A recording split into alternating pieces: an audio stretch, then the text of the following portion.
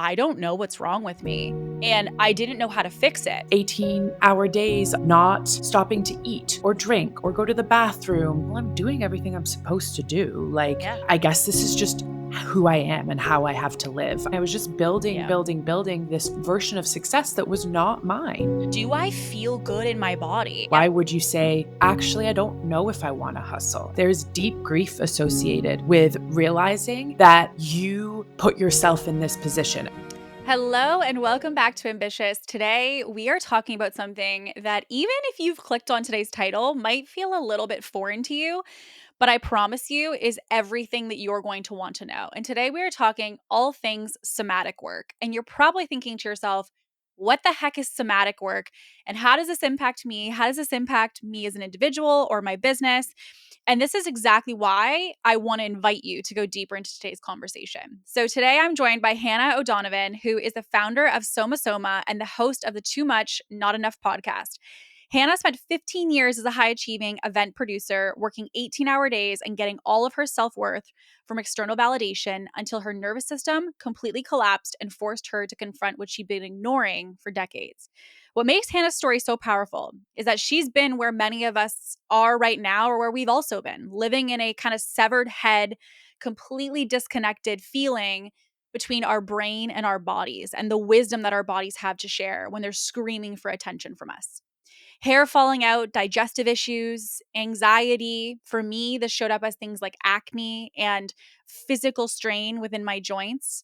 And for you, what I want to invite you to is to look at how this might be presenting for you. How is there a possibility that somatic work could really unlock what you've been looking for within your business? And so I want to give you a little bit of a peek into what you're going to take away and the things that you're going to learn from today's episode. We talk about why we've been conditioned to live as severed heads and how your body is actually sending you signals that you've been trained to ignore. From things, like all of us do, needing to pee and the rush to the washroom in between calls, to the deeper wisdom that we have about our relationships and our career alignment. We also discuss her nervous system collapse story and how years of long days, not stopping to eat and not taking time to use the washroom and getting self-worth from external validation actually led her to have panic attacks that lasted 3 to 6 months and forced her to then, after that, move back in with her parents. We also talk about the difference between analyzing how you feel versus actually feeling it, and why talk therapy alone often will keep you stuck in your head rather than processing what's stored in your body. And we also talk about simple somatic practices that you can start today, the orienting technique that uses your five senses, asking your body what it needs, and why starting with just listening is also something that will massively unlock this work for you. We want to discuss as well how doing this work will change everything from the hard decisions about relationships, friendships, and also defining your success is going to shift entirely, and why you can't compartmentalize alignment into just one area of your life. So, Hannah really is going to share some practical tools. She's going to explain the theory of somatic work, but she's also going to get very granular about what this would look like when integrated. And I will tell you, as someone myself who is constantly living in her head, this was also a very welcomed invitation for me and a great reminder of the power of this work and what this really looks like when it's integrated effectively. So, with all that being said, let's get into today's episode.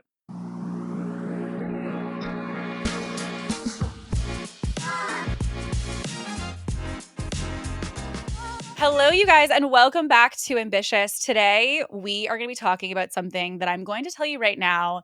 If you are looking at the title and you're thinking to yourself, I don't know what this is about, then you're in the perfect place, because this is actually really, I would say, perfect for two people. The person who is like, somatic work, what the heck is that? Or the person who maybe already has some experience of this and is wondering how you can take that relationship deeper. And I will tell you, I would probably say a kindergartner in my knowledge of this, which is why I am so excited today to be joined by Hannah. So Hannah, thank you so much for coming on Ambitious. Thank you so much for having me. I'm really, really excited to chat.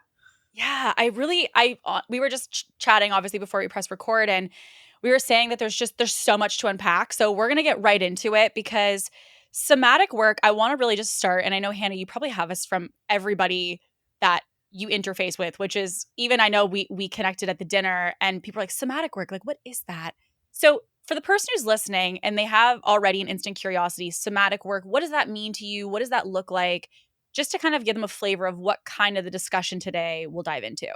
Totally. And listen, I think it's so natural to question mark what somatic work is because I was there when I first heard the term, however many years ago. And I still sometimes find it confusing. And the reason I've come to that I think it's so confusing is because we exist in our head so much in Mm, this sort of modern day society when we're working and kind of trying to push through our lives. And the idea of somatic in its sort of general, broader sense, and then I can definitely dive in a little bit deeper to it, is coming into relationship with the body. Our body holds so much wisdom, especially those of us who identify more with feminine energy and sort of divine flow. And there are signals that our body is sending us all the time, not necessarily just the ones that we're used to every day, like I'm hungry or I need to go to the bathroom, things like that. But it goes deeper than that. Our body is constantly communicating with us. And I think that a lot of us, I know me, spent the first 30 years of my life yeah. basically walking around like a severed head. Like I was always in my head, always over analyzing, overthinking, intellectualizing my feelings. Everything was Mm, driven and forced from the mind.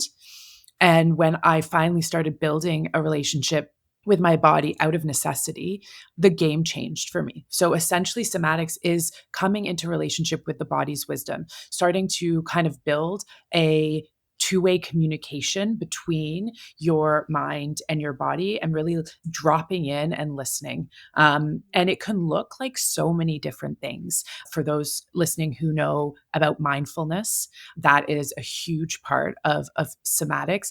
And it's things that you're probably already doing and don't realize yeah. are somatic work, like breath work, dancing, really any sort of movement, as well as just even stopping and asking your body what it needs is an act of somatic engagement. Mm, So I think that gives an overall kind of view yeah. of it, And but I it think even to your point of the feminine, that's why, to me, I think even for me, when I first got introduced to it, it felt so gray, and to the note of masculine, we're not talking about masculine in the sense of masculine, feminine around, like, gender. no. Masculine, feminine, basically, what we mean by that when we're mentioning that throughout today is masculine, the kind of the way that I see that is structure, and the feminine is the flow. Yeah. So, like, the best analogy that was ever given to me to really understand this is, like, if you have lots of flow, lots of feminine, but you have no structure, no masculine, it's like coffee. It would just fall all over the counter and you'd have a mess. If you also Mm, have a coffee cup, but you have no coffee, no feminine, meaning you have this structure of the masculine of the cup, but no coffee to put in it, it has no purpose. And it's just a mm. structure that's ready to hold something, but it doesn't really have anything to have purpose to hold. And so this duality of the two sides is really what I would say is the biggest success for most people in business, but also in life. And you mentioned, which I'm really excited to unpack because I feel like our stories are very similar. You mentioned that you kinda had this, like, pivotal moment in your 30s that allowed you to be like, "Whoa," and start to really tune into the nervous system. And I think so many people will resonate with that because I know even for me, I'm like a quote unquote "recovering masculine." Like, I didn't have an awareness though that it was impacting me. I didn't really have an awareness at the time that it was causing issues for me. Yeah. And that was only until, which I know you had shared the sentiment of for your story, you got to this point where you could not see it. Like, you couldn't continue to live unless you acknowledge this. So, curious, like, what did that journey look like for you? Because I think for the person listening, it's really easy to, if we kind of zoom back, to listen to the person who says, "I am, like, in the most alignment I've ever been," and they're very in their feminine. You're like, "I don't resonate with this at all." But when you hear from someone like yourself who's been in your masculine, experienced that fully, and now has also experienced the full feminine and kind of says, "Here's where my baseline is now." How did you get there? And kind of what might someone in your journey maybe see that are signs that they might kind of, resonate with or that they could evaluate in their own lives? Yeah, that's such a good question, and I love that analogy of the coffee cup Mm, and the idea that, like, when we're talking about masculine and feminine, it's always about a balance, and some people may feel more drawn to have a little bit more of the feminine energy or a little bit more of the masculine energy, but it's always about both sort of mm, intermingling and constantly coming back and seeing how you can find that balance, and so, yeah, as I mentioned, existed probably 90% in my masculine, in my definitely in my 20s and into my early 30s. I was an event producer for 15 years, really just like doing, producing, constant like deadlines. This needed to happen yesterday. How can we push more? 18-hour days on site, not stopping to eat or drink or go to the bathroom, just like so hyper focused on getting things done, getting through the to do list, and getting so much self worth from that, so much satisfaction from that, that it felt like, oh, this is where I'm supposed to be. I'm really good at this. I worked for a few different organizations for a while and then went out on my own. And when I went out on my own, had to do barely any outbound marketing. I had built a Mm, network and I was getting word of mouth referrals over and over again. And every year I saw my bank account increase and I felt so successful.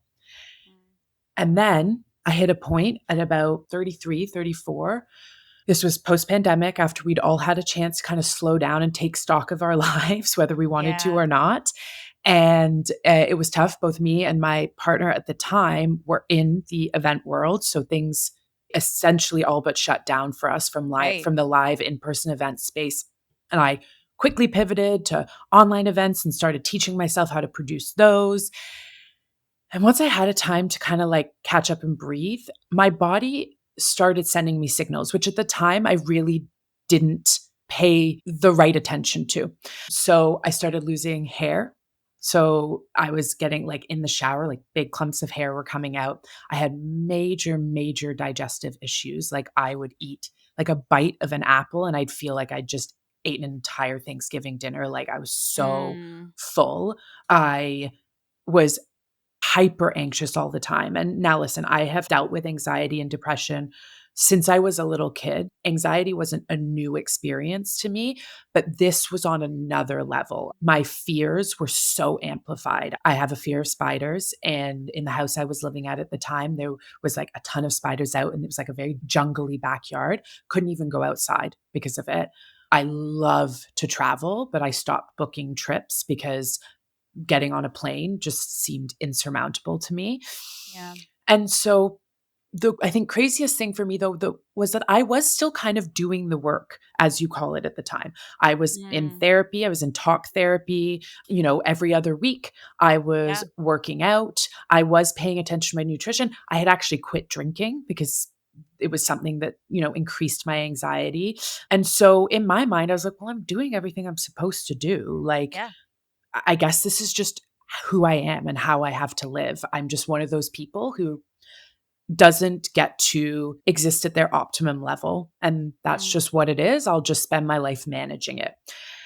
And then I actually went to visit some friends in New York in late 2021.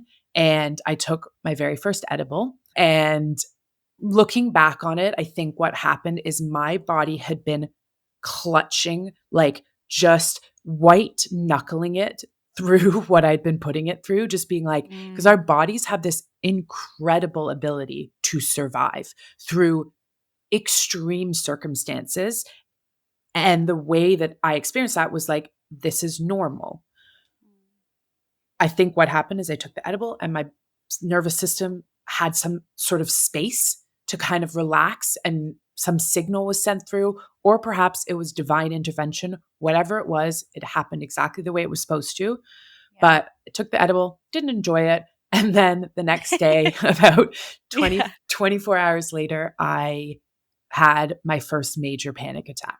And again, like I said, anxiety wasn't new to me. I had struggled with panic before, but this was like full numbness in the chest, spreading out through the arms, very dark thoughts, and a lot of like disassociation.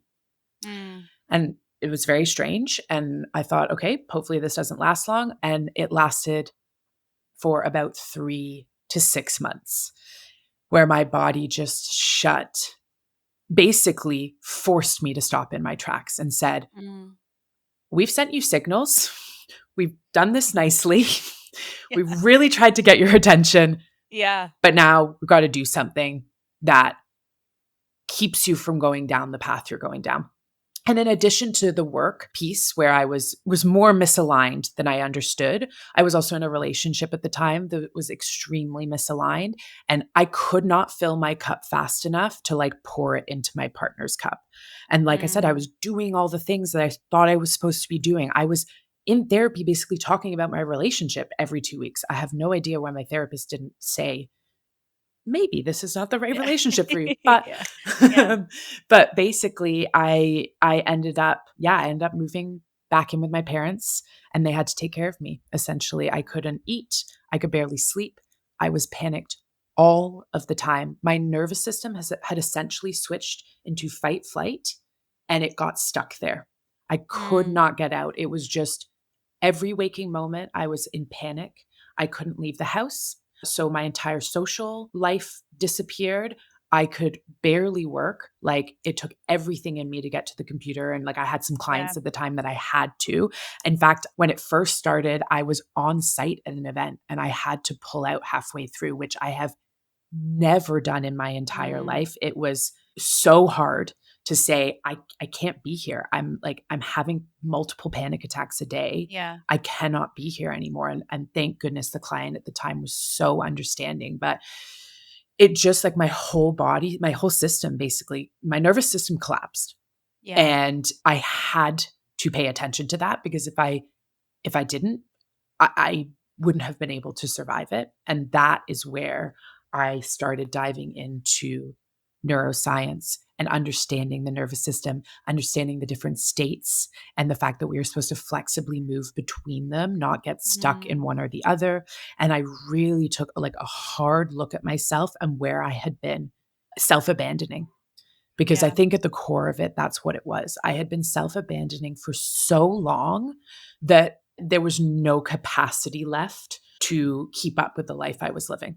Well, I ugh, there's so much to unpack because it's so good, but I so resonate because I think, and I've also talked about this in other episodes, literally all the symptoms you noted are exactly what I was going through, and I was at a complete loss. I was like, "Oh, maybe I have hormonal issues." So I Mhm. went and did a bunch of lab work and all these things, and it was the same situation. I had hair falling out so much to the point where people were like, "Hey, like your hair, like what's going on?" And I was like, "I don't know." And they're like, "Did you change your shampoo?" I'm like, "No." "Are you curling it all the time in hot tools?" I'm like, "No." And so I couldn't figure out what the issue was. And then I had all these digestive issues, total TMI, but like couldn't go to the washroom to save my life for sometimes Yep. like 5, 6 days at a time. Correct. Yep. And I was like, okay. Then I thought maybe I'm gluten intolerant. Maybe. And I started to go down again. It has to be food. Or same thing as you said, I've been going to therapy, I feel like since I was like 18 and now I'm, 33. So with this, I thought, okay, well, like I exactly as you said, and I so resonate with it. I to me was checking all the boxes. I'm like, I got the blood work done, check. I've cut out sugar, check. Like Mhm. you're doing all these things other than the one major thing that is just the simple, simple question of like tuning into how you feel, not what you think you should do for what to eat or what you think you should do when it comes to therapy. And like even therapy, I'm so happy that you mentioned that because for me, even the same symptoms that you had are exactly what I had. And what it honestly came to was like I exactly as you said, I got to a really scary place because I was like, I don't know what's wrong with me. And I didn't know how to fix it because exactly as you said, you think if I'm going to therapy, but I'm still feeling anxious and depressed, why is that? Like that's what they tell you to do to get help. So okay, great. I'm putting in and I'm planting the seeds there to help me, but it's not moving the needle. Or if you're feeling it physically and you're like, "Oh, I'm just tired." That was the other thing is I felt Yes. constantly no matter the amount of sleep you'd give me, you could let me sleep for 12 hours, I would wake up exhausted. Exhausted. Yeah. Nonstop coffee to get me through, which just further like killed my body and my adrenals to keep me going. But I literally, as you said, couldn't function. And it's interesting because for you, the experience was the edibles that caused you to pause. And for me, this was only really like the biggest change I would say was only just over a year ago when basically I had a coach who was like, sit down in the middle of a field and just be. And it completely broke me. And it should have been, I had signs actually, I would say earlier because I don't really take a ton of, I would say, like full vacations, meaning Mhm. like I'm always kind of in some capacity or I was always on. And at Christmas, though, I always had this time where I would block off and I would take 2 to 3 weeks completely off. The business turns off entirely and I Beautiful. disconnect.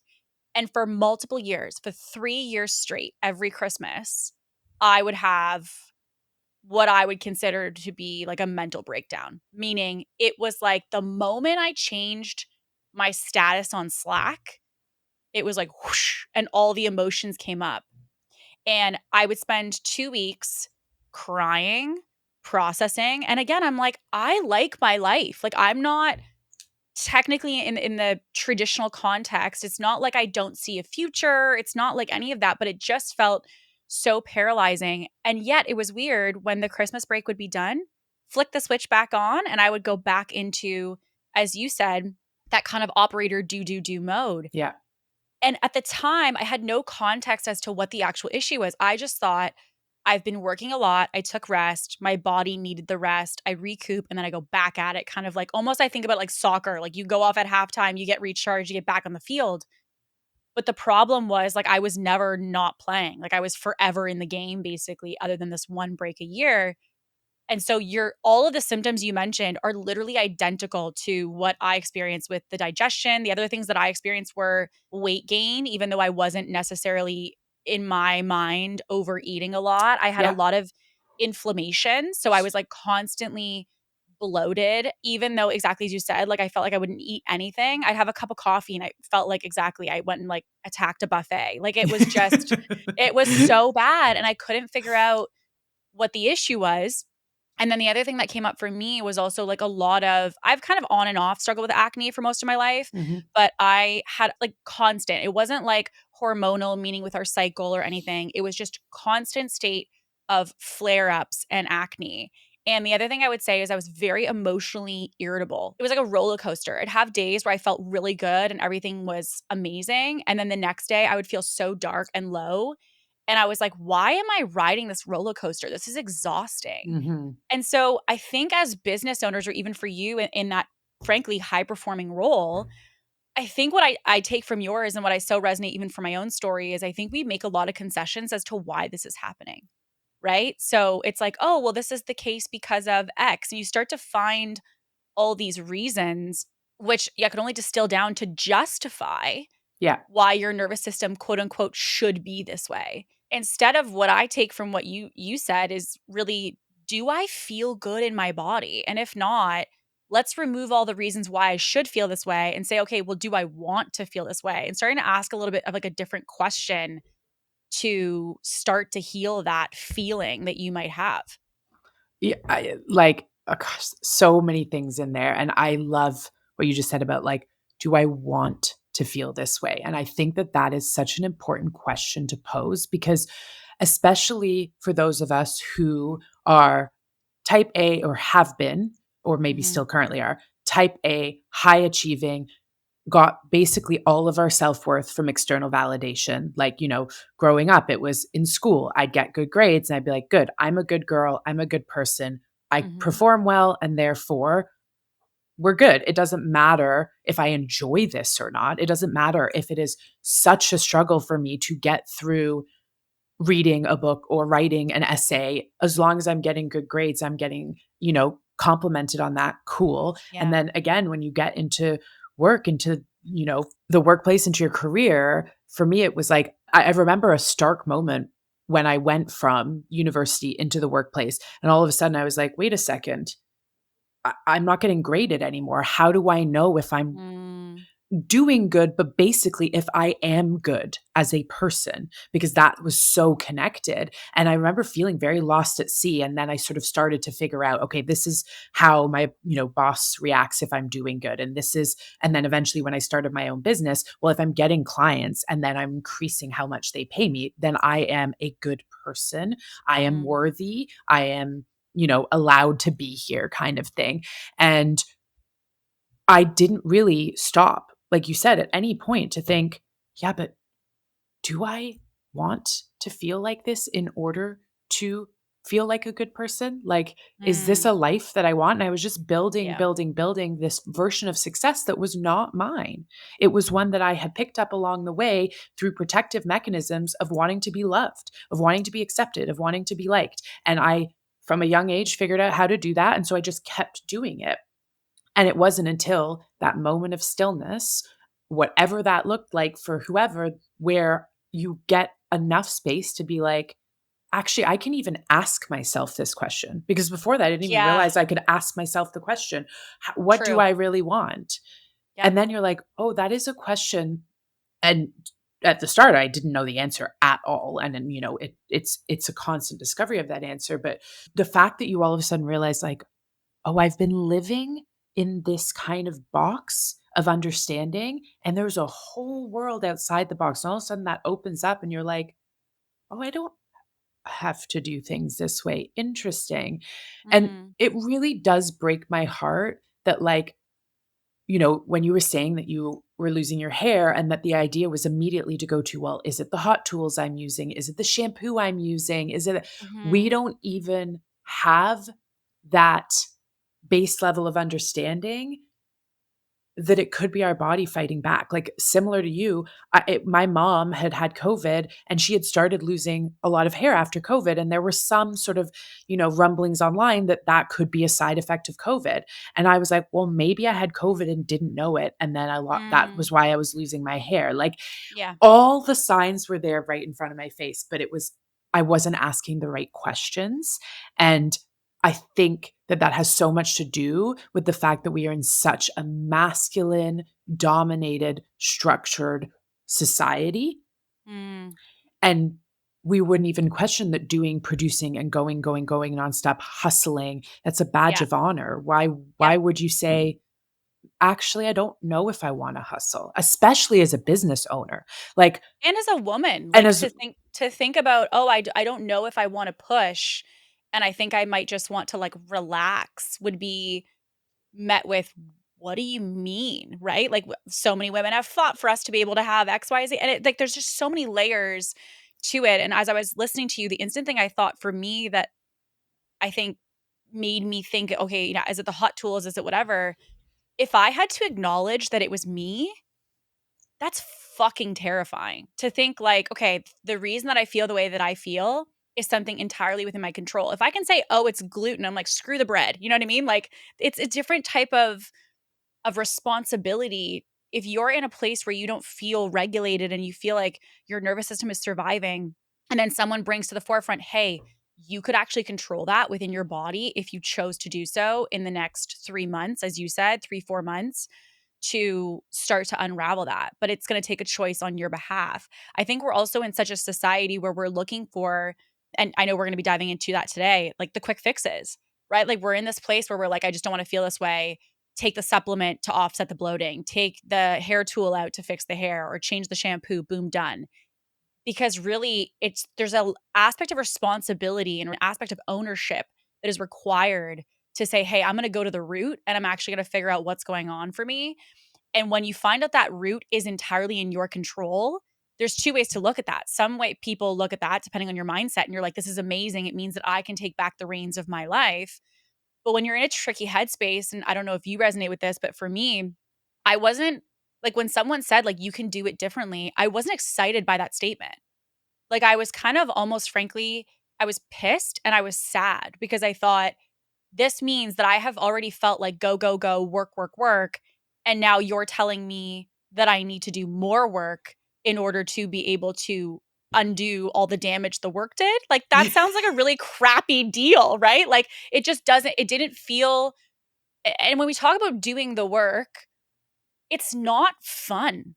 And I think that that's, there's a lot of marketing, as I'm sure you see, which Mhm. is, always about like, you got to do the inner work and do the inner work. But truthfully, like, the inner work is really, it's really fucking messy. You're not excited to go regulate your nervous system. You're not excited to dive into your trauma that's stored in your body. Like, it's not something that I think an average person, when you're in that state, is excited to do. And yet, as we are talking about, it's really the necessary work to be like, this is the required path. Like, you can't go around it. You have to go through it to get to that other side of kind of, for what we're saying, where we're at now. Yeah, and that is exactly it. There is no shortcut. There is no quick fix. You have to go straight through it, which is the scariest when you're on the other side of it. That is Yeah. the scariest, most uncomfortable thing. And I think that's for so many reasons. The first being that in order to go through it, you have to start building a relationship with your body that you've been ignoring for Mhm. at least a decade, if not more, depending on what your story is and where you're at. And so, like you said, it's easy to say, well, you know what? I could just take this supplement because I can go online, buy that supplement, pop it in the morning. It Mhm. doesn't interrupt my day. It doesn't take away from my to do list. It doesn't force me to come face to face with the fact that I have lived for 33 years ignoring myself. That's a Mhm. painful thing to realize. There is grief, there's deep grief associated with realizing that you put yourself in this position. And I don't mean that from an conscious Mhm. point of view. It is subconscious and in some cases completely unconscious. But Yeah. you have put yourself in this position. And it is easier to blame everything out here than to take radical responsibility in here and say, I'm unhappy not because of my job or my partner or my family, whatever it is. Those are Mhm. definitely factors. They definitely influence your experience. But at the end of the day, the only person that you can fully influence and change is yourself. And what's beautiful about that is when you do, it ripples out and has impacts on those around you, Huge. Yeah. huge impacts. I've seen that firsthand. But there is a resistance to take that radical responsibility to say, oh, I've put myself here. Again, not intentionally, but because of my deep need, because I think this is what it goes back to. You can trace almost every issue, problem, challenge back to our want to be loved and connected. We, as Mhm. human beings, as a human species, do not survive in isolation. We have to be in community, in connection with others in order to survive, Yeah. which is the number one thing our body wants to do all the time is help us survive. And so our want and need to be accepted, loved, seen as worthy, whatever it is at the root of everything we do. And so we start building up these behaviors, thoughts, patterns that put us in situations where we're constantly feeling accepted. When our boss says, can you do this? And your body's screaming, absolutely not. You are so overworked, like you are going to break, and you say Yeah. yes. And that's the thing, like one of the biggest things that came as I started building a relationship with my body, which like started out as the babyest baby steps, which I'll talk about, but like it was all of a sudden realizing like, oh, that knowing that's been there that I thought was like a silly voice that wasn't smart enough. And I kept going to Mm. everyone else outside of me because I was like, they know better. Yep. Like they're smarter. So even though my gut is saying, no, this doesn't make any sense. I'm Mhm. just a silly little girl. Like, I don't Yep. know. So I'm just going to take their word for it. And so I turned the volume down consistently on that voice. And as I started coming back into relationship with my body, that voice started getting louder, that Yeah. feeling, that knowing, whatever you want to call it. And then the power came with that, where Mhm. I was like, oh my gosh, like I know. And that's things, as I started saying things or doing things that were in, alignment with that voice, and things Yeah. started really working out and people started being like, oh my gosh, you're totally right, or da da da. I was like, oh my, what? And so it is really hard at the beginning, and the Yeah. resistance is so fucking So normal. huge. Like, it's Yeah. so normal, and I think the reason why a lot of us who get to a very severe breaking point, like you've mentioned, like I've mentioned, push through that resistance is because we have no other choice, because we've seen the very dark side, and Mhm. we realize, like, that's not a way that we can possibly continue living, and therefore the resistance becomes surmountable where it felt Yeah. insurmountable before. And like that's why I think these conversations are so important, because what I would love is for people, but women especially, to not get to the breaking point where they have Right. but to feel empowered enough to push through the resistance before they get to that point.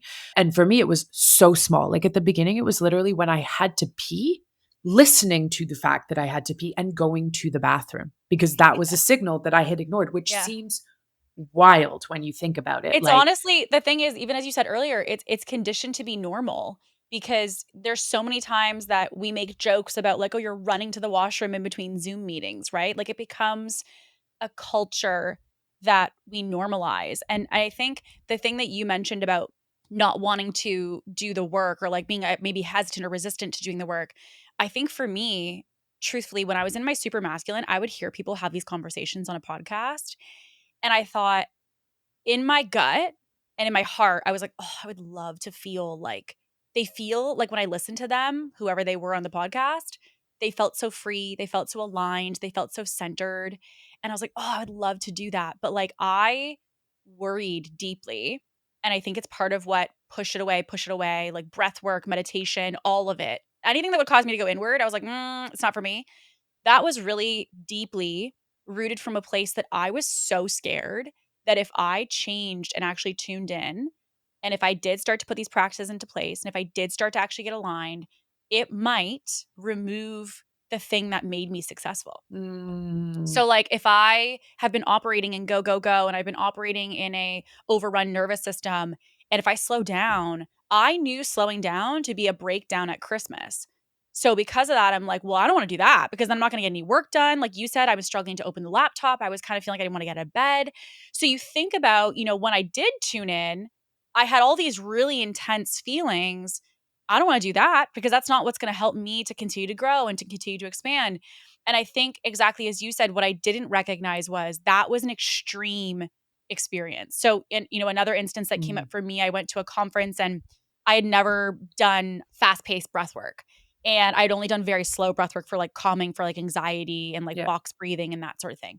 So when I did the rapid breath work, I instantly, of course, as an intended, I tuned into my body and I just immediately the tears came and I was shaking and I was anxious. And I remember getting up and leaving the room and being like, no, whatever the heck that was, I don't want any of that.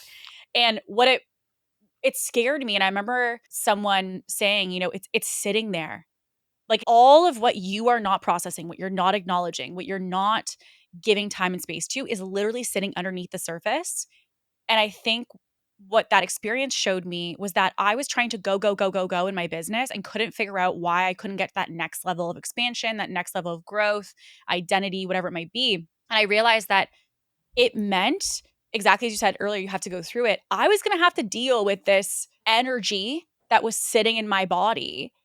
But because I lived in my head, I didn't have to tune in. Mhm. And, you mentioned small approaches, and I think that that is so important because again, when anyone listens to this, they think about, "Oh my gosh, this seems like I'm gonna be exhausted trying to get back to baseline."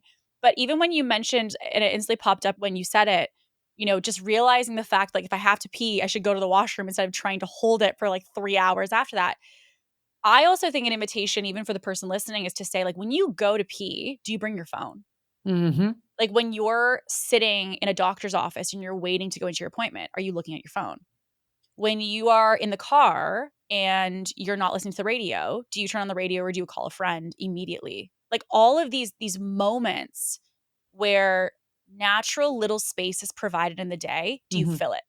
And I think that for me, that was the indicator that sleeping with the TV on meant I didn't have to sleep and actually tune into my brain before going to bed. It meant I had to be like, okay, great, distraction. In the car, call somebody, constantly be on FaceTime with someone, distraction.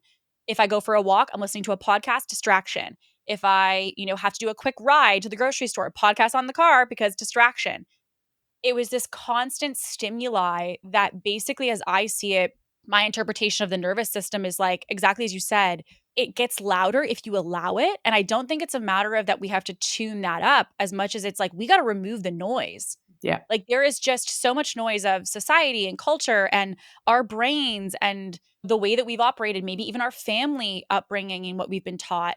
It's creating so much static that you can't hear the message. And so I think the exciting part is for any entrepreneur, for any woman, the sound is there. The message is there. Like, I think I had messages about the fact that my career needed to change in the sense of I needed to change the way I was operating. You mentioned relationships. I think many of us have a voice of what we kind of know in a relationship, but there's a lot of static. And I think the nervous system work is the difference of whether we can truly listen and be like, wait a second, it was there the entire time. Removing the static allowed it to crank to volume 10, and now I can hear it clearly for the first time. So agreed. Like the wisdom that I have found in stillness and completely removing external noise has been pure magic from my perspective. And I will say, slowing down to be still, to be present, was one of the Mm, scariest things for me. yeah. Not just from a, oh, well, I'll no longer be seen as worthy because I'm not being productive, or I'll fall behind my peers, or a business owner can't work less than 80 hours a week. Like that in my head was just like a wild Mm, concept.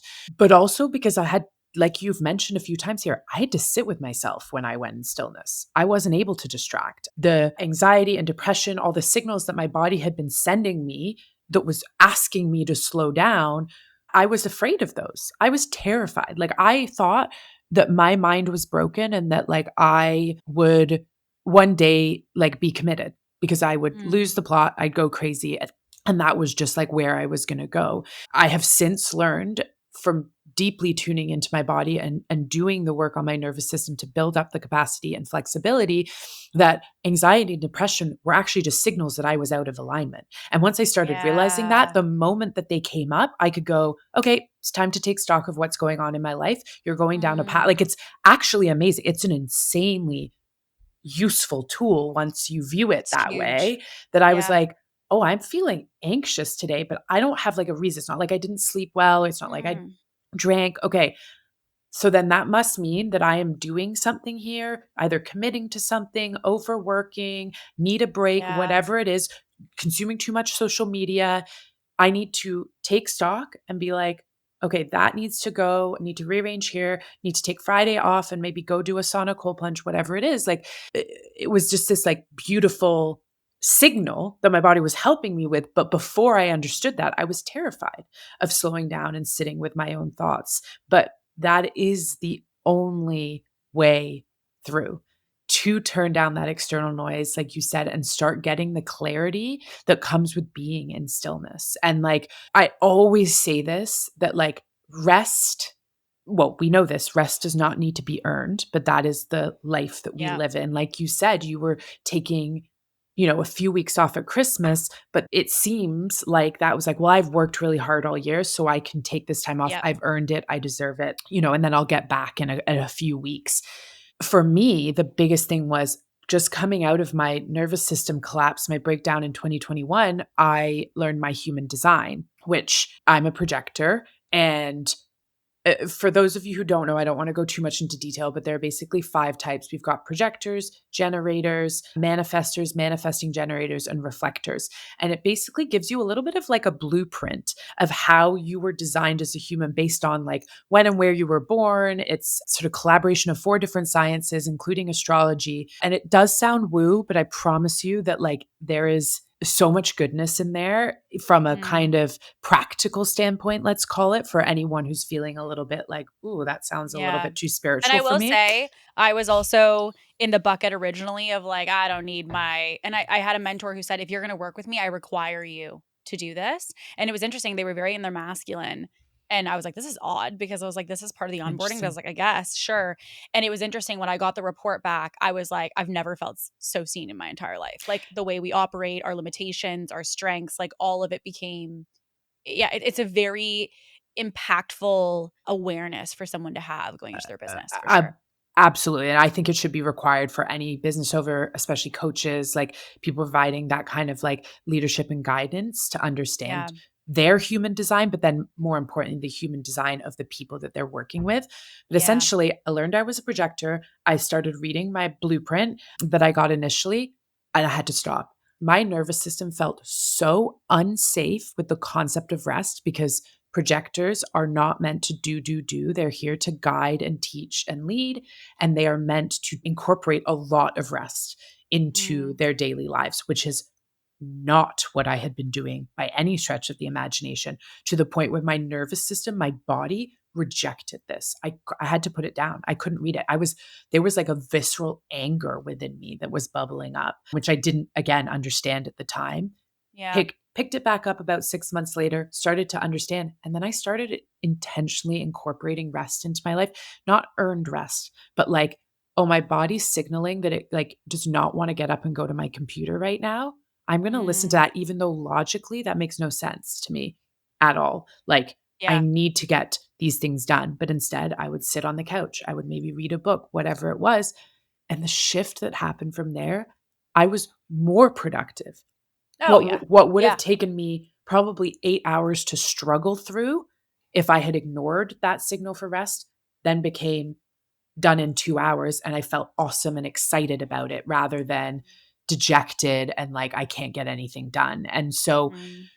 while it is very hard and often uncomfortable to come to rest when you are in a state of activation, fight, flight, constant chasing, producing chaos, and like you said, consuming external noise all of the All the time. time for, I would say, every human being, the magic, the answers that you are looking for are found in the pause.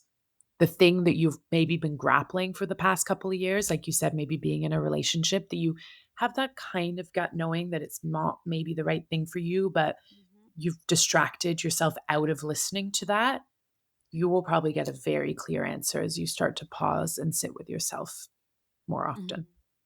Well, I think that the rest part to me used to feel I was definitely in the mindset of, like, I had to earn it. So, like, would think if I wanted to sleep in one day, I'm a CEO and I have a 7 AM morning routine and I keep the commitments I set to myself, right? And so, like, it became this the inner dialogue was just my brain had this and I would kind of, I guess, prepare anyone. If you're in this, as you noted, this aspect of like I had to earn rest and now I'm gonna rest because I'm tuning into my body, Mm, you're going to have this inner dialogue debate in your head on and on and on and on. So like I would go to wake up in the morning and I'd have the one side, which is the masculine being like, no, this is about structure, it's about commitments, it's about keeping them. And there was that. And then the other side was like, but my body feels like I need to sleep for 2 more hours. Like I really think I need more sleep. mm, And before, I would just push through. It was 3, 2, 1, go, get up, doesn't matter how you feel, you move on with your day.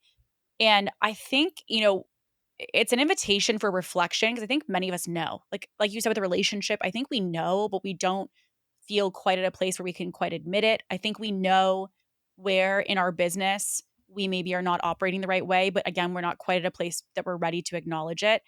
And I even see this in social situations. Like one of the easiest ones that comes up for me now, which I am very different now than I used to be. Someone asks me to like go out, or they'll say like, "Hey, like we're gonna book this on a Friday, and this on the Saturday, and this on the Sunday." And in my mind, I'm like, three commitments in 72 hours? No, ma'am. So like for me, absolutely not. I'm like I know in advance now. My nervous system is not I used to think like book, book, book, constantly be scheduled. But I know now by tuning in that it doesn't work for me. Or if someone even says like, hey, we should go do XYZ, your body, depending on how you're feeling that day, may say like, this is not what I need today. I need a day where I just rot on the couch or in bed, watch some Netflix with some snacks. Like that's what I need. But they're asking me to go do A, B, C. Mhm, And I think so many of us, we kind of bully ourselves into doing certain things because we believe it's quote unquote right or better instead of listening. And one of the things that you mentioned was like again the practices of rest. So if someone is feeling like they're constantly go go go, asking do you rest when it's planned or do you rest when you tune in that you need rest? I think that's an important reflection. The other thing which the body work, because I know someone listening is gonna be like, "Well, I feel like I don't know whether to trust my body or not." Meaning, you know, am I tired? Am I just feeling lazy and I don't really want to do work today? How do I know to make sure I'm reading the right signal? And I used to do in one of my past coaching experiences, I did RIM sessions, which were basically regenerating images in memory. So what they basically do is you have a facilitator that you work with one on one and they bring you through. First thing they do is tune you into your body. And the practice, in short, is really that you start and you take a couple long, deep breaths and your eyes are closed the entire time. mhm, And the first question they ask is, okay, well, I want you to tune into your body. Where are you feeling tense? And I'd be like, I don't know. Like, I was like, my wrist, I'm 30. I don't know. So, like, I would start to think about it very logically. And again, they say, okay, well, where I want you to tune in. Like, okay, great. I don't know. I guess. And you just are supposed to take whatever the first answer is and just answer it. So I mhm, said, I guess, okay, well, my stomach. Okay, great. Your stomach. So tune into your stomach, take a couple breaths and like just tune into how you feel in your stomach. I'm like, okay. And they're like, if you were to give it a color, what would the color be? And I'm like, okay, great. It's gray. It's like, okay, great. So now we have a gray tightness in the stomach. Great. So if you had to give it a shape, what does it look like? Is it hard? Is it soft? Is it like a cloud? Is it like a brick? What do you see? We start to pull this thread. And so while the person, you might be listening to this and be like, where the heck is this going? At the end of the day, it was an opportunity for me to tune into my body. And I realized that in the day to day, as we're saying, when we're constantly on our phones, we have people calling us, texting us, DMing us, emailing us. We've got, even just external noise, meaning you go for a walk and you hear an ambulance and you've got a dog barking and you've got a car that's coming down the street. You have so much that is bombarding your nervous system on a Yeah. daily basis. And I realized that if I don't put these practices into my every single day, if I don't create the opportunity to tune into my body, it's not going to happen because it means that I'm being bombarded. So for me, and I would love to hear, for you, what you recommend to clients when it comes to starting to integrate practices, maybe as a baby step. Mhm. One of the first things that I did in my journey was actually creating space, meaning acknowledging the places where I wanted to be distracted and then taking it piece by piece to try to not introduce that. I used to bring my phone. I was the first to go pee and I would bring my phone with me and I'd be scrolling Instagram. My phone doesn't come with me to have a bath anymore. I'm just have a bath and look at the ceiling if you need to, but you're not distracted. You're not bringing a movie. You're not like, you're just sitting with yourself. I find that helped a lot. I think, again, removing distractions. So when I went for a walk, I used to always be listening to a podcast, Mhm. which 9 times out of 10 was a business podcast. So I was really, again, in the thinking. Yeah. And I realized that it was taking my noise canceling headphones and not listening to anything, but just using them as a way to tune out the world and just walk. And that silent walk helped so much because so much is trying to come through, as you said, but you just can't hear it. And the other piece for the body element was trying to find, as you mentioned, for whatever feels right for you, something that allows you to tune into your body. So if it is dance, great. For me, I find ice baths are like an instant tune into my body, which is why that and hot baths are like kind of my two ongoing things that I use. But a great coach once said it's not really an effective practice unless you can do it on an airplane. And that's like because you need to be able to tune into yourself at any given moment. And like obviously ice baths are not exactly easily accessible. So even breath work I found to be really helpful because it allowed me, even when you're in a moment in between calls, sometimes I'll just pause and take like 3 deep belly breaths and you instantly feel your state shift and Yeah. you realize how you actually feel in that given moment and what you need. And so I'm curious for you, what do you recommend? Or if someone's kind of like, I really would love to tune more into my body, but I don't even know where I would start with that or what that would look like. How does someone start to kind of integrate that practice? Yeah, it's like such a good question, and a lot of what you just said there is very similar to sort of the journey I went on as well. Number one thing I always say is like it's unique to the individual. Yes, as humans, that we are more similar in our sort of makeup and our biology than society would lead us to believe right now, and so there are going to be a lot of like overlaps of what works for people and what people like and what people are drawn to. But just because breath work your friend said that it changed their life does not mean that it's going to work for you. So there's a lot of experimentation at the beginning. And that's kind of the fun part if you approach it that way, that you get to experiment and figure out what your body Mm, really likes and responds to. So trying out different movement classes. Some people love yoga, some people can't stand it. Some people need something more fast paced, more upregulating. Some people need things more down regulating. And also, the same person needs different things at different times. I do think that breath work, not necessarily the extensive kind of like you said, going on like a rapid breathwork journey and really diving deep. Not everyone loves that. But breath at its core is a really important thing to engage with because it has the ability to both up regulate you and down regulate you. And for those who are not as familiar with the nervous system, we have multiple states and some blended states if you're on the polyvagal theory side of things. But at its simplest form, you've got your sympathetic fight flight state and then your parasympathetic rest and digest state. And we are meant to move between the two states. Our fight flight state is our sort of known as our survival state, and it helps us survive in dangerous situations. But it also helps us bring energy and motivation and excitement to things. And so if you are maybe about to jump on a call and you're like, I am feeling so tired, so lethargic, maybe even a little numb. You're like, I don't know how I'm going to bring myself to this. You can engage in a certain breath style that will bring you up out of that sort of lower rest and digest state into a more playful blend of your parasympathetic and your sympathetic state. So, breath is insanely powerful. And as you mentioned, extremely accessible. You can do it Yeah. anywhere, anytime. And more importantly, especially as you're starting to embark and engage on these things, because this is where I was at, I was very hyper conscious of doing anything in public that looked like I was meditating or closing my eyes or Yeah. now I do a energy work modality called somatic channeling and I'll do it kind of anywhere it happens. But Yeah. it took me a long Yeah. time to get to that point. So the idea of being able to use your breath, you can use it on a call and people might not even notice. And that Yeah. was one of the first things I did was start to engage with my breath, take 3 deep belly breaths in through the nose and slow long exhales out the mouth. Your exhale being longer than your inhale signals to the nervous system that you are safe and it can downshift into rest and digest. And I started building a habit out of that. So when I started feeling that physical sensation of anxiety in my chest, that tightness, I would engage in 3 deep breaths. That was sort of my signal. It was like, when I start to feel anxious, I do 3 deep breaths. I didn't say to myself, when I start to feel anxious, I lay down on the couch and do a 15-minute breath work because Yeah. that would not Yeah. have worked for me at all. I would have resisted it. I would have ignored it. I would not have created space for that, especially as someone who is neurodivergent, ADHD, that kind of stuff overwhelms me. I want the perfect routine, but then I never commit to it. So Mm. incorporating it into your everyday life. Do you have space in your mornings? No? Okay, well then don't try to commit to doing a breath work or a meditation every morning.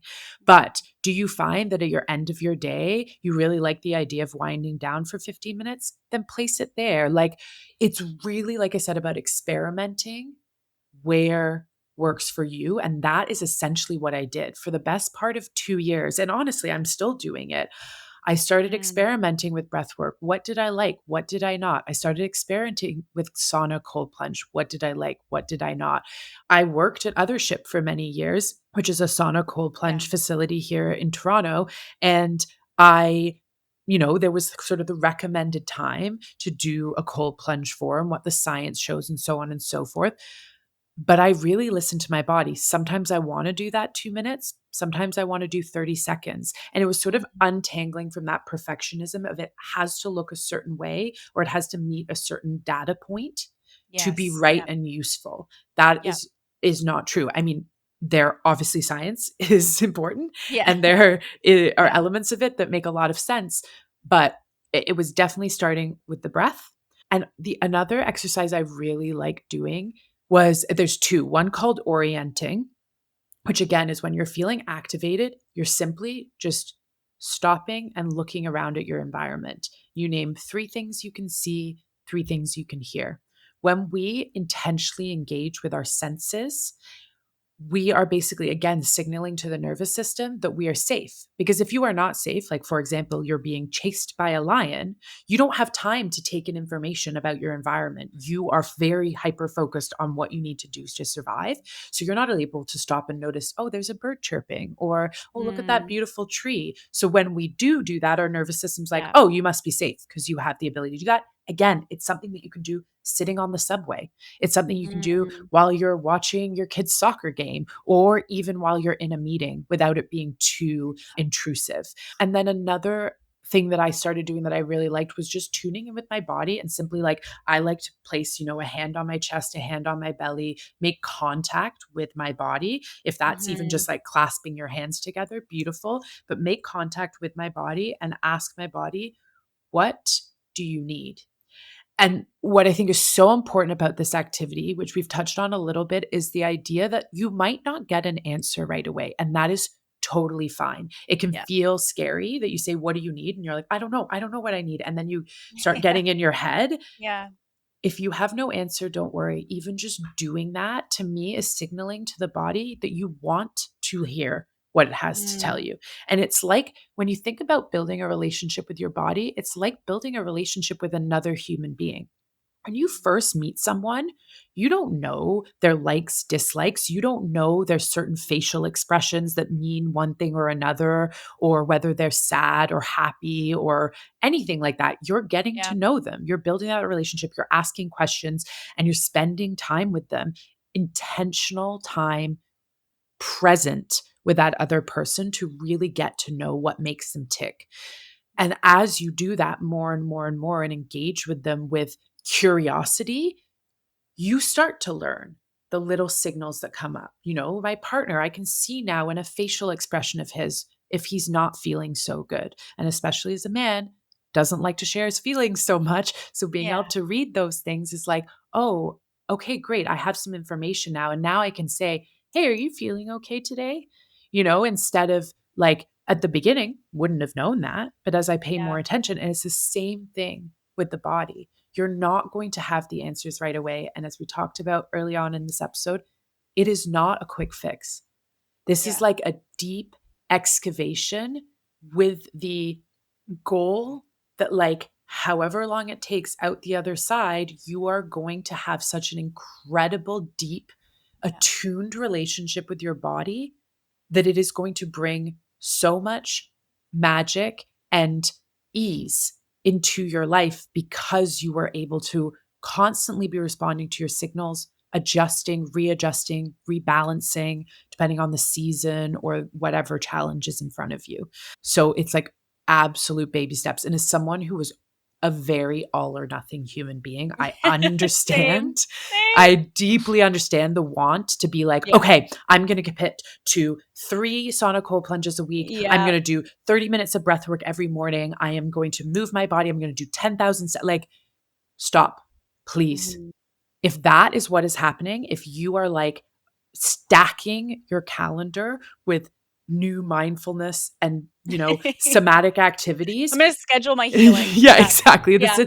And that's an immediate red flag to me. Same Yeah. thing if you're like, I find when I get caught up in learning mode, like I'm like, well, I'll just do another course or I'll just listen to another Yeah. podcast or I'll just do, that's me stalling Mhm. and ignoring that I already have enough information to just dive in. And so as those Mm. little things come up, it's just about taking a step back, readjusting. Like healing is not meant to be a full-time job. It is meant Yeah. to be a part of living your Yeah. life. And once we start making it a full-time job, it Well, it becomes kinda something. defeats the purpose of the idea of the healing, right? Like, Exactly. you're making your healing routine another job that is the reason that you're stressed, so then you're creating another stressor that needs to heal from. Exactly. You mentioned something earlier that I also think is really important, and it landed deeply for me because it's actually something that I'm still even myself actively working on, is not analyzing how I feel, but actually just feeling it. And you mentioned it earlier with talk therapy, and I think that so many of us are like, I have a mindset coach or I have a therapist. I am constantly talking about how I feel. And I remember because I'm not formally diagnosed with ADHD, but there's definitely something happening there because I remember she's like, I talked to my therapist. I was like, do you think? And she's like, that's another session. But she said, how are you feeling? And I'm like, well, and I started to go on this tangent for like 5 minutes of like, well, this, and this is happening. So that totally makes sense. I'd be stressed. And really analyzing and almost like thinking about there's Kate on the ground and I'm up here watching her and telling her, this is what she's experiencing, she's going through. Yeah. And I remember her stopping me and saying, okay, great. Well, that was about 5 minutes. And I appreciate the small TED talk, but I want to know how you're feeling. And I was like, Mm. yeah, like as I said, and I instantly go in. She's like, okay, so take a breath and just close your eyes and ask yourself, like, if I had to give myself 3 words to describe how I feel, what is that? It was so interesting because this wasn't that long ago. This is probably like maybe 3 weeks ago. And I said, well, and I'm there sitting and I'm like, why do I have no words now? Because before I was again analyzing everything. But now that she's like, how are you feeling? And I was like, overwhelmed. And then I remember saying a little bit anxious and sharing. And then instantly the tears come. And like, she hadn't said anything other than just, how are you feeling? And tell me how you're feeling. And obviously, as soon as I start to tune into how I'm actually feeling, meaning not talking about what's happening in my life or explaining why I have the right to feel that way or Yep. whatever, just truly rooting in like, how am I feeling right now? And when that happened, the waterworks came and I was like, Oh, and it was again such a symbol to your point of like the work is never done. It was such a symbol that even with all these practices and even with everything, I still, as I think many of us do, we still can at moments fall into these patterns where we're still in the do because it really is a constant work. As I kind of perceive it, our body finds new ways to get us the outcome we want. So if you're Yeah. still like, well, I'm doing my breath work and I'm doing my cold plunge and I'm doing my body work, like again, check the box, your body might find another place to hide, meaning that you have another area where you're like, great, I'm going to get my not tuning into my body aspect on this side of my life now. So I think what I've realized over time is like it really is this constant practice. And I think talk therapy is fantastic. I still have worked with my therapist for a very long time. I think everything has its place. But the thing that I know is like even when we've done retreats, there's women who are like, I'm in therapy and I'm paying my therapist good money and I've never had this stuff come up. And I think that's because it's truly, as you mentioned earlier, there's the analytical brain and there's what we think about things and there's how we perceive them.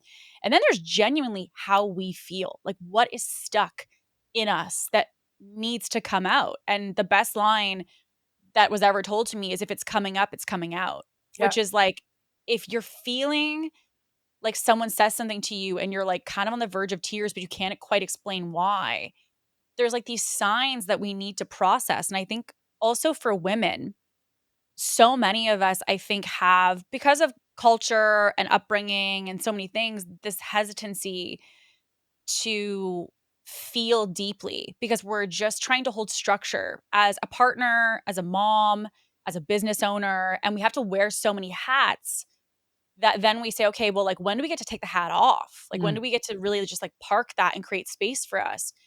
And I think so many of us don't, and it's what creates this cycle of so many of us in the cycle of burnout. Or to your mention earlier, potentially, you know, as I probably did in some capacities years ago, poking fun at the idea of rest, poking fun at the idea of flow. That's too woo for me. That's too mindset for me. That's too, intangible. That's not actually going to help me scale my business. And so for the person listening, I'm curious, when you think about, the woman who's go, go, go, and she's doing all the things and she's trying to crush another goal, and again, might even be tempted to make this healing routine another scheduled routine, what might your advice be to her if she's maybe at a place where she kind of acknowledges listening today, she hasn't really maybe tuned into her body all that much. She recognizes that she probably could afford to do that. What might you kind of want to tell her in preparation of what the journey is going to look like? And then second to that, maybe now that again, even for yourself, you're on the other side, how does even for you as an entrepreneur, how does it feel now? Like there's who you were, which we've definitely unpacked. What can she kind of expect or what would you want her to normalize in the process so she can have some patience? Because again, all or nothing, she's going to want to be gone tomorrow. And then just to also help her to understand this is who you could become. This is how your life could operate. This is how your business could look if you just stick with the process and have patience within that. I adore this question. So thank you. The first thing I would say is like, I know you because I was you. And there are days where I still am. And I think Yeah. that for me is the number one sort of message that I would say is it's a journey, not a destination. You are not going through this or you are not embarking on this journey to become a healed, perfect human who doesn't experience heartache and grief and pain and anger and who is just like regulated all the time. You are going on this journey in order to be able to feel the full spectrum of life because that is what we as human beings really are here to do is to feel and experience it all and still know who you are, feel anchored and present as you are going through the harder times of life and also the really joyful times of life because the problem with being high achieving type A, go, go, go, distracted, follow the to do list only kind of people is that you're not present with either the hard feelings or the amazing feelings. Or when you Mhm. are in those feelings, you're worried that they're not going to last or that you don't deserve it or whatever that narrative is. So Mm. I understand your pain so much if that is where you are at. If you are in a space where I was, which is like, I know there's more out there for me. I can feel it. However small that knowing or that voice, however quiet that voice is, you know that there is more for you. There's more alignment. There's more joy. There's more ease.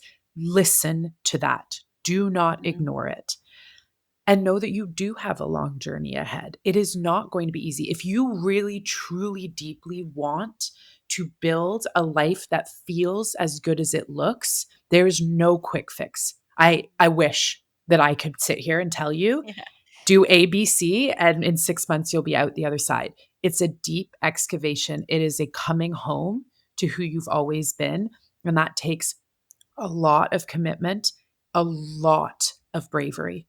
And that bravery is often going to feel like fear, and you're going to want to abandon it because your body is going to start reacting in ways that feel like there's danger in front of you when there isn't necessarily, but it's just something that your nervous system isn't used to or that it wants to try and protect you from. But the commitment to this, to myself, the commitment that I made to myself to show up every day and try my best to become more aligned, have more capacity, be more in touch with myself, become more sovereign has been the greatest gift of my life. The life I always envisioned, that I hoped was out there for me, that my mind kept saying, yeah, that sounds really nice, but it's not reality. That's not how Right. things it is and can be reality, but not in the way you think it is going to be, because that ability to expand what you can hold means that you can show up to the scarier things with more intention and presence. But it also means that you are not fearful, but you are uncomfortable a lot of the time. You're just able to hold that discomfort with more excitement and joy than, fear and avoidance. And it's gonna look really messy. Like, there's no way around that. It is not like your brain at the start is not going to be able to process a lot of what you're trying to do in the way that you have previously. For Mhm. me, I found like a lot of the concepts that I was trying to embody, a lot of the like coming into connection with my body, things like that, my brain could not logically process. I learned a lot of science along the way to help me Mhm. understand the why so that I remained committed to what I was doing. So, understanding how my nervous system works, understanding why breath work actually does make a Yep. difference and why I would want to carve out space for it in my day and do it before I get to my to-do list rather than after my to-do list is done, which it never is. Yep. So there's absolutely place for the science. And I think if you're coming from a very masculine place and wanting to flow more into your feminine, don't try to just like throw science out the window and lean into spirituality and woo, because you're Yeah. not gonna your brain's Yeah. not get it. But when I learned the science, it gave me enough, like my brain could get out of the way for long enough for my body to kind of take center stage and really engage. And then over time, it all started making more sense. But it's a long commitment and it's a lot of hard choices. And hard choices, they can look like maybe you realize the partner you're with is not the right partner, even though they are wonderful or they're not doing anything wrong specifically, but Yeah. you can't be the version of you that you want to be around them. And therefore, that has an impact on every other aspect of your life, especially your business. And therefore, it might be a hard decision of leaving a partnership, leaving a friendship, whatever it is.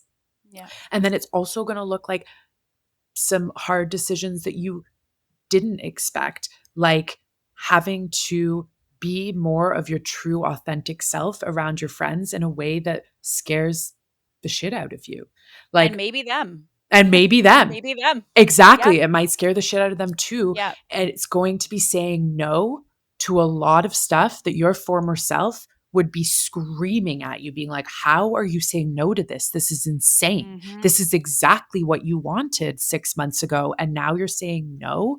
Like, are you losing your mind? And it's becoming so committed to the version that you are becoming that not everything has to make logical sense anymore. And that is very hard as someone who has lived in their analytical mind and been like, Yeah. okay, I have A, B, and C in front of me. And here's why the Yeah. pros and cons of A, the pros and cons of B, the pros and cons of C. And also, if you have, like me, had an external version of success that you have been working towards, and all of a sudden you have to dismantle that to now figure out what your actual aligned version of success is. That for me, yes, do I want to make lots of money? Absolutely. But I am actually in the process right now of realizing that, like, I have so much wealth in my life that financial wealth is no longer a like deciding factor for me, because I've been paid lots of money to do things that crushed my soul. And I've been paid nothing to do things that like set my world on fire in a very good way.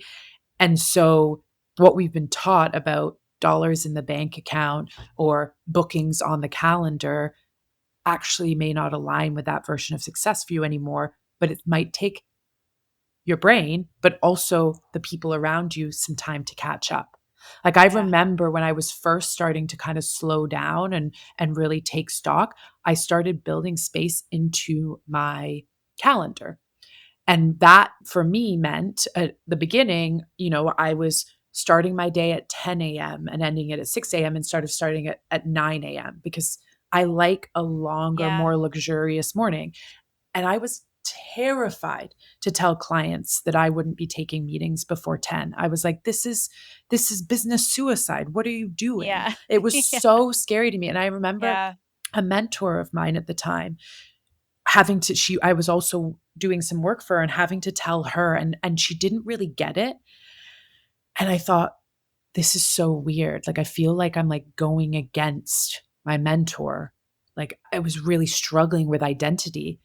Mm. And I just knew that this was right for me. And then eventually I started taking Fridays off. I was working a 4-day work week. Again, you're building a business. People are like, you should be working probably 7 days Every a week, moment of every every day. moment. Yeah. And instead Yeah. I'm like, nah, I'm going to take Fridays off because again, I require a lot of rest and that actually makes me more productive. But again, getting some sort of like supportive, but like, what are you doing kind of responses from Mm. people.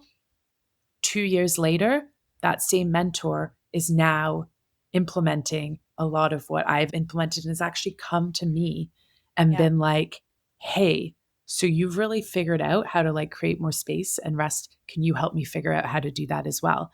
So there Yeah. will be many moments where you're like, I feel crazy by Yeah. saying what I'm saying or doing what I'm doing. It is most likely because you are just ahead of the curve. That like saying that is like crazy is often just being right too soon. Yeah. Like that idea that like you have to commit so deeply to the life you're building that the opinions of others, not that they don't matter anymore, because quite honestly, I think that that's an illusion that all of a sudden you don't care about what anyone thinks. You are going to care. You just care more about what you think than what they think. Mm. And I So, think changing the process, like I remember someone said about someone because they went on their own spiritual journey and they said, oh, so and so's really changed, huh? And I was like, yeah, but I think that's the point. Like, let's also think about like for me even, and you hit the nail on the head. I have these moments where old me, and I go back to old again. When I say old me, by the way, this is like a year ago. This is not like 7 years ago. This is like a year ago. And I think old me, like you said, if I wanted to take a Friday off, would be like, that's a work day. Like, are you crazy? Like, no. Or like if I just said, hey, I'm gonna take a nap in the middle of the day, old me would be like, okay, say goodbye to your growth. yeah, Like, what? you There's clearly just don't so care. yeah, you clearly don't care. So there was all these narratives that would happen about, the new me would wanna do X, but the old me is like, "No, no, no, we have to do this." And I even realized, one of the most apparent areas that's come up for me is I used to, because I was, again, very in the masculine, I was very analytical, I was planning my entire life. I was like, "I wanna get married by this age, I wanna have kids at this age, I wanna do X, Y, and Z." And then as soon as I had this kind of, again, like that aha moment we both spoke about for us, then I started to be like, okay, like now I'm going to try to journey into surrender. And it's really interesting because as soon as you start to really flex that muscle, the old you is like, but remember, you could control, you could have it all pre-planned, you could do X. And that internal battle, I think it doesn't necessarily go away. I think it's just more you trust the new you more, that you're like, I Yes. hear you, and I'm still deciding to go X Yes. way because this is what feels right. Also, the aspect of like you're going to change. Number one, I think that's the point. But number two, I think that people are not necessarily going to understand until they have the evidence. Again, think about them maybe being in the masculine or them being in the analytical. You're doing something that to them is very woo and weird, and like you're napping in the middle of the day and you're having space for rest. Like, what are you doing over there? It feels like they don't know who you are anymore. And I got a lot of that in last year, being like, if you flow too much, you're going to flow your way out of business, basically. If you rest too much, this is not, going to help to still scale the business. Yeah. But I also recognized, I was like, everyone only knew old me and only had the evidence to say old me got these epic results, so she needs to stay that old her. They didn't have any results correlated to the new me. So I was Yeah. like, great, I need to just tune out temporarily all the thoughts and opinions of this won't work or you can't do that or like we're worried about XYZ, because people were worried that I went too far feminine, meaning I Yeah. was too soft. And so because of the softness, I was going to basically, push myself out of the things that had been happening. But I think that you have to trust, as you said, trust the process, trust the journey, trust yourself to do this, and recognize that when you start to have evidence at some point, whether it is in 3, 6, 12 months, and people are like, wow, you just feel so much more grounded. And like, that's what I got. People who are like, you feel more calm, you feel way more grounded. I don't know what it is, but your energy feels different. And now they're starting to see the impact of basically the work and the messiness, as you mentioned, that I've been doing. But I think if I had from the get go had people make it weird that I wanted to meditate, or make it weird that I took, time off in the middle of a workday, whatever. If I let that guilt or shame or judgment kind of seep in, I think the journey would not have gone as fast. I think the journey would have been much harder. And so I Yeah. think the only thing I agree with absolutely everything that you said. And I think the only thing that I would add is this is your process and your commitment. And to be just totally direct about it, nobody needs to understand it and nobody needs to get it. You know, Hannah and I both left long-term relationships and we kind of connected in person, and we're talking and sharing a little bit about, just kind of the, again, awareness and the understanding that we had, and making a decision that truthfully for both of us could have been judged by so many people as to like, this is the right thing, the wrong thing, the right time, the wrong time. Mhm. But you just know. And so in this process, I mean, even listening today, like I think, for me, if I had listened to this 2 years ago, I would have been like, oh, I feel so seen. And I know I have this knowing that this is what I need, but it feels uncomfy. And so I would say if you have that knowing today, listening to this, take it as a sign to create yourself in a little bubble, just even for a small amount of time. And again, you can still interface with people. It's not like you're pushing everybody out. It's just having a compass to say, I am like in a sponge state right now. And if I take in anything else, I'm just going to take it all in. And I don't have the discernment right now to know what is right for me and what's not. Yeah. So I'm going to protect myself, to give myself a little bit of space, as you mentioned, to create space to say, what do I need? What do I feel? What do I desire? What feels right? And then once you get your bearings, and I know this is a very foofy answer, but you're going to know. You're going to know when you're ready to accept people back in, because you're going to feel this like inner knowing and confidence at a level you've never had before.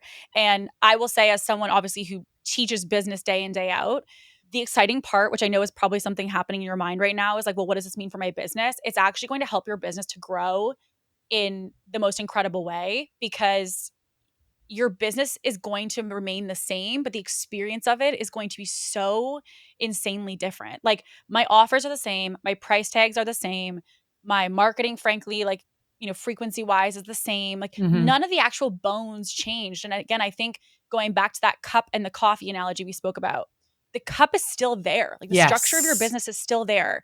The structure of your life can still be there, but the way that you fit in it and the experience you have within that structure is going to feel like an entire new world. And that's the exciting part, is like your business doesn't need to completely change because you're changing. Just the simply you coming to your business in a different state of mind and emotional state and perspective is going to make the next year of your business feel entirely different, even though you're in the same structure you were when you started this process.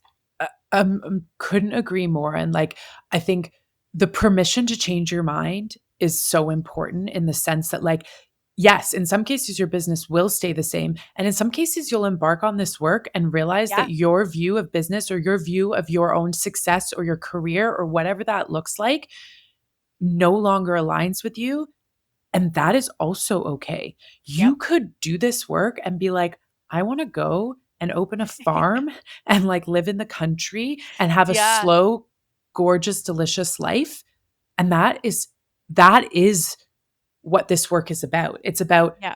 having your own version, your own aligned definition of what success means to you now. As I mentioned, success to me was basically only based on how cool or like big named the projects where I was getting and how much I was getting paid for them. Mm. Where like, and that has flipped completely 180 now. And that kind of cocoon at the beginning of being like, I actually don't need to explain to people what I'm doing. And I wish looking back that I had not tried to explain myself so much because I was like kind of trying to probably convince myself, For sure. but Yeah. convince my loved ones and everyone around me, like, it's okay. Like, yeah, I'm shutting down a very lucrative event production business and kicking off this like wellness thing where I'm now going to like be a speaker and a coach and all these things. And I'm so, so lucky that I have really supportive family and friends. And they were like, yep, okay, cool. But I Mhm. still felt like I had to explain, like, well, I'm not making money right now, but this opportunity coming in this and da, da, da, and I'm building and I Mhm. constantly, and I do wish I had cocooned a little bit more. Like, of course, the people like my partner who needed to Mhm. know because we're living together and, we share expenses and things like that and my family. But like, I wish I had kind of just like had even more just trust in the process and being like, yeah, things are good. Like, it's great. I'm really enjoying it because I felt like I had to defend my pillars of success changed because literally I kind of flipped the script. I went from being so successful and wealthy from a financial perspective, but my health, my relationships, my soul purpose, all of that were like in the toilet basically to Mhm. financially, yeah, I took a hit, but everything else in my life is like the highest it's ever been from a wealth perspective. My health, like my connection to my body, my now partnership. Like, Yeah. if I had said to myself at 33, like, you cannot break up with this person who you've been with for 7 years because, like, what will people think? Or what if you don't find someone else? What if you're alone forever? Which were absolutely questions on my mind, but it didn't stop me from doing it. I wouldn't have stepped into the magic of my current relationship, which is like everything I dreamed of and more. Like the thing, Mhm. like the fairy tale princess version of what I thought a It relationship does could be, exist. it Yeah. exists. And I was Yeah. terrified it didn't. But Yeah. that self-trust you talk about, that belief in being like, I just know this gut feeling is leading me in the right direction. It absolutely did. Cause like Mhm. my partner now, checks all of my boxes. And again, not in the way that I had it written on paper because it never is, Yeah. but in Yeah. everything that I need and my ability to take this leap on my new business to become a somatic coach, a speaker, launch a podcast is in part because of him. Because all Mm. of the energy that I was focusing on the relationship and trying to keep that afloat was being diverted from my business. And so the Mhm. minute that I had a partner who filled my cup up as much as I filled their cup up, I now had all this extra energy, confidence, everything Yeah. to put into my business. And so, Yeah. how one of my mentors says, how you do one thing is how you do everything. And so, I think when we talk about this somatic work, when we talk about coming back into relationship with your body, yeah, there are huge benefits to your business. And that is amazing. And I think it is the future of business. But there are huge benefits to your overall Oh, quality of everything. life, There's not a like single area of your life that it everything. won't impact, and I think that that's really to me where, like, the full integration comes in is, like, you can't be aligned. That's what I learned even with, again, going through that moment a year ago was, like, I can't decide that I want full alignment in, let's just say, a relationship, but then be like, "But not with my health, but not with my friendships, but not with" you know what I mean? Like, it's like you can't be compartmentalized. Yeah. And so because of that, I also think when you make this commitment, you're making a commitment to live in actual alignment and harmony and like, some would call it balance in all the buckets of your life. And when you start to get clarity in this one area, maybe if it is like for us, I think it sparked probably from a relationship Mhm. aspect or a career aspect, but it starts to then just kind of seep into everything else that you're doing. And before you know it, your whole life has been cloaked in this new brightness that you just didn't have before. And it really, I guess, again, going back to the exciting part is it all literally starts with you, which is the exciting part. Yes. So obviously, listening today, someone just got a masterclass in all things somatic work and inner work. But obviously, as we both know, this is like, it's this aha moment. And so for me, my perception of today is like, if you're listening and you're feeling a download and you're kind of feeling like, good, like this feels like it's pulling me and I'm feeling like I need to deep dive into this because this kind of feels like this is really speaking to me and where I'm at right now.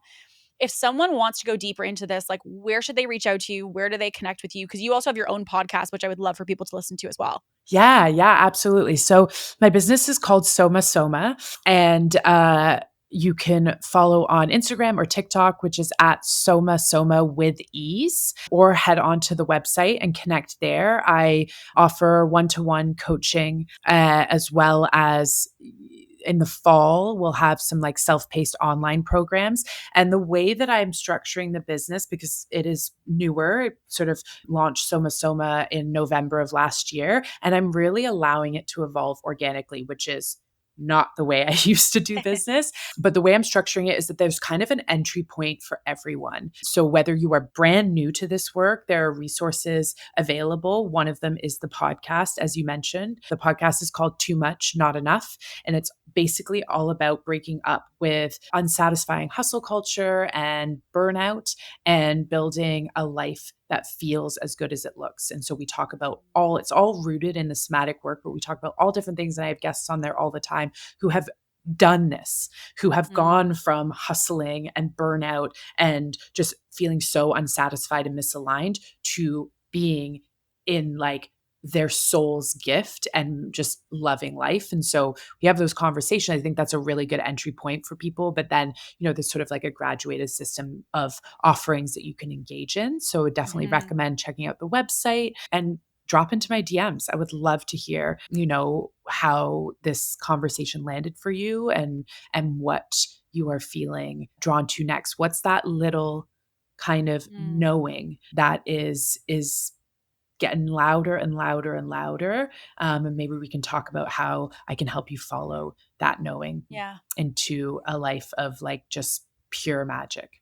There's also such an incredible aspect of, and I always talk about this, I know at the end of episodes, is like one of the best things I learned is that true transformation is when you're witnessed in it. And I think Mm. when if I have a download on my own late night, 11 o'clock, versus if I have a download and you hear me say it and express it and acknowledge it, there's an aspect of accountability just even built into someone else seeing it, hearing it, and witnessing it that allows it to land deeper in the person having it. And so I would also invite that if you are someone who feels like exactly as Hannah said, that you have this like aha moment today, you feel like that landed for me, or that my calling, I know in this moment listening today is blank and I need to change it, or I have this calling to do X, but I haven't been trusting it.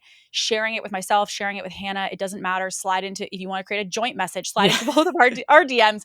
And just even with the intention of just saying, I'm choosing today by listening to this to decide that I'm going to acknowledge it, and just allowing us to witness you in it and to celebrate you in that, even in itself is like really, as Hannah noted many times today, it's the first step of awareness. Yeah. And by doing that, that really is like a first step in you taking a next step in this journey and kind of deciding like, I'm ready to do life. I'm ready to do business differently. So Hannah, thank you so much for coming on. I know we could have probably gone for 6 hours. So thank you so much for being here. It was absolutely incredible.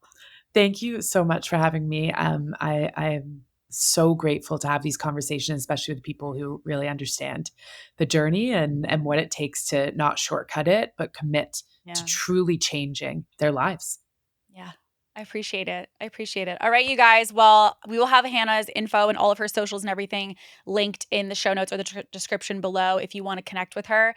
As I said, here's your invitation to just, even as you're finishing this, go over to Instagram, shoot us a DM, and let us know what your biggest takeaway was. We'd love to hear from you. And with all that being said, we'll see you on the next episode. And as always, stay ambitious.